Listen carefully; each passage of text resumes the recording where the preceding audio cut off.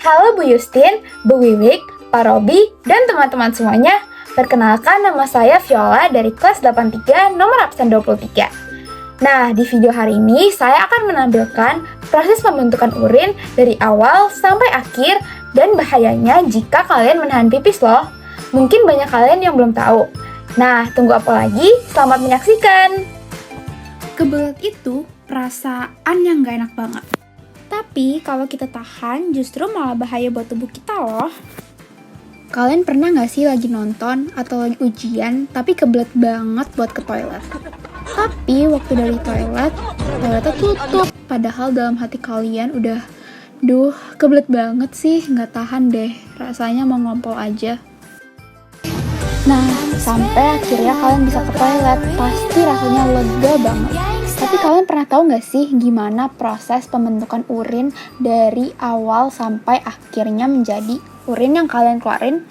Nah, yuk kita cari tahu.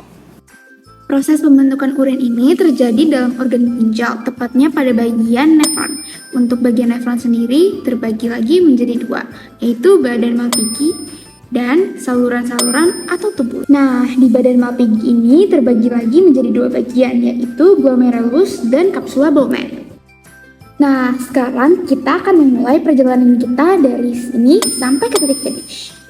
Proses pembentukan urin itu ada 3. Tahap yang pertama itu filtrasi, lalu reabsorpsi, dan yang terakhir augmentasi.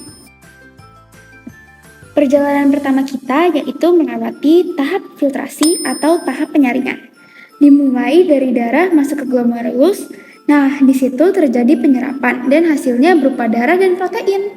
Nah, protein itu akan diserap kembali dan zat-zat yang dikeluarkan berupa urobilin, urea, glukosa air, asam amino, dan ion. Yang ionnya bisa berupa natrium, kalium, kalsium, dan kalor atau yang disebut dengan urin primer. Di sini akan dikeluarkan dan masuk ke tubulus proksimal atau TKP. Nah, di TKP ini kita sudah masuk ke tahap kedua yaitu reabsorpsi atau tahap penyerapan kembali zat-zat yang masih diperlukan seperti glukosa, asam amino, ion kalium, dan sedikit urea. Hasil dari proses reabsorpsi ini disebut dengan urin sekunder yang mengandung air, garam, urea, dan urobilin sebagai zat warna pada urin yang biasanya berwarna kuning.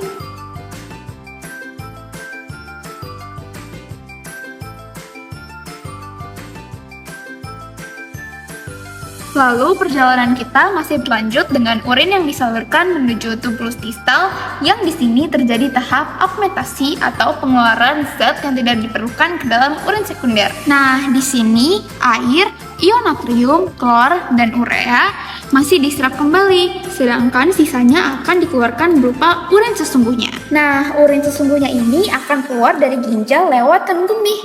Wah, perjalanan kita hampir sampai ya. Sampai di kandung kemih, kita melewati saluran yang bernama ureter. Di sini, urin akan disimpan sampai penuh. Kalau sudah penuh, akan memberikan sinyal ke otak dan otak akan merespon. Nah, ini juga salah satu alasan kenapa kalian bisa kebelet pipis loh. Kalau otak sudah merespon, kita bisa mengeluarkan urin kita dalam bentuk pipis. Nah, akhirnya kita sampai juga ya di titik finish. Nah, akhirnya kita sama-sama tahu ya gimana proses pembentukan urin dari awal sampai akhirnya dikeluarkan menjadi pipis. Oh ya, kalian jangan terlalu sering buat menahan pipis ya, karena kalau kalian terlalu sering, urin kalian akan mengkristal dan berakhir dengan penyakit batu ginjal. Sekian dari video saya, semoga dapat berguna dan menambah ilmu bagi kita semua. Terima kasih dan Tuhan memberkati.